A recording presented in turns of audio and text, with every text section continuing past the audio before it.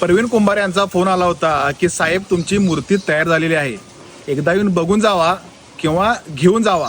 तर ते बघण्यासाठी मी जात आहे कापशी या गावी. सरसेनापती संताजीराव घोरपडे यांचे ऐतिहासिक वारसा लाभलेले गाव म्हणजे सेनापती कापशी. या गावामध्ये सगळ्यात फेमस आहे ते म्हणजे कापशी चप्पल.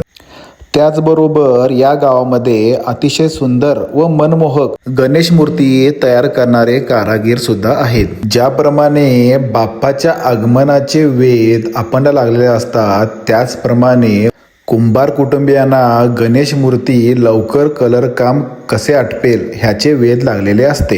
ही कोणत्या रूपातली बाप्पाची मूर्ती आहे?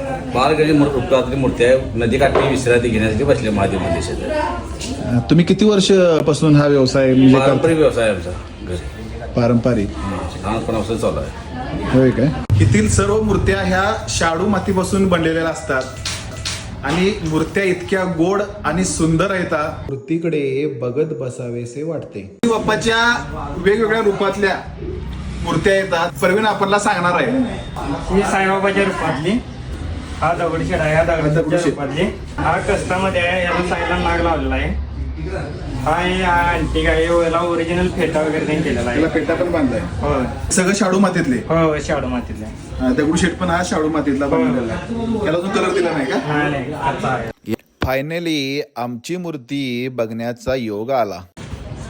तुमची मूर्ती इकडे आहे.